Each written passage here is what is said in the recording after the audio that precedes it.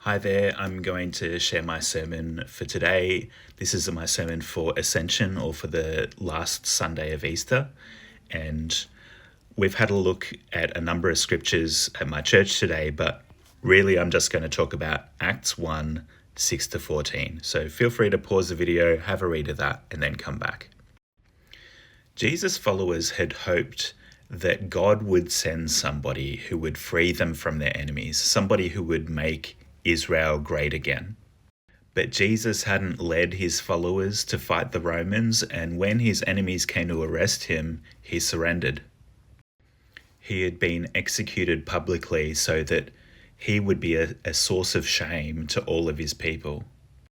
The Romans could point at him and say, "Look, this is what we do to any of your people who stand out of line. Look at this man who is a representative of your people. He cannot defend you. He cannot save you.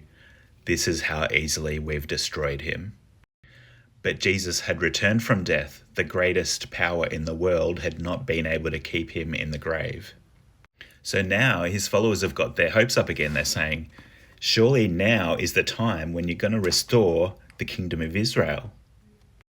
Surely now they don't suspect you. You're going to have the element of surprise on your side. Now is the time to get revenge. But Jesus says, no, I'm not doing that. What I'm doing is sending you out into the world beyond the lands of our people. I'm sending you out to the furthest places of the world. To begin with, Jesus came to us. He became human so he could bring us his message. Turn around from the direction you've been going. Be forgiven, and live the good life. He went beyond himself in order to bring us that message. Now he's sending us out into the world to do the same, to go beyond ourselves, to take this message to the world. Jesus himself never went very far from the land he was born. The furthest that he ever went from his homeland was to Lebanon. His focus during his ministry was on his own people and the neighboring countries. But he trusts us, his followers, to go and do what he never did himself. He trusts that we're up to it.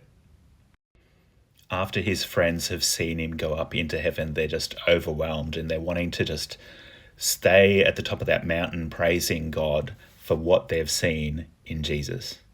And they're so overwhelmed by what they've seen that it seems like they've actually forgotten the thing he was saying to them when he was going.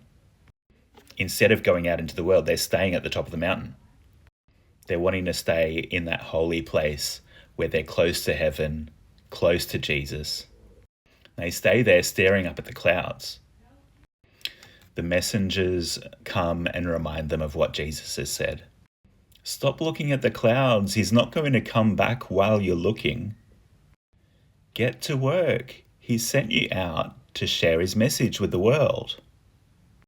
Start where you are. Start in the nearby city. He's going to come back the same way that he left. You won't expect it, just like you didn't expect him to leave. Some of us need to be reminded to find ways to gather, to worship and to encourage each other. Others need to be reminded to go out into the community, to go out into the world and share the hope that we have. We can't forget either. It needs to be a pattern of coming together and going out again, like breathing. We have good news, which is worth praising God for, and it's worth going out into the world and finding ways to share it too.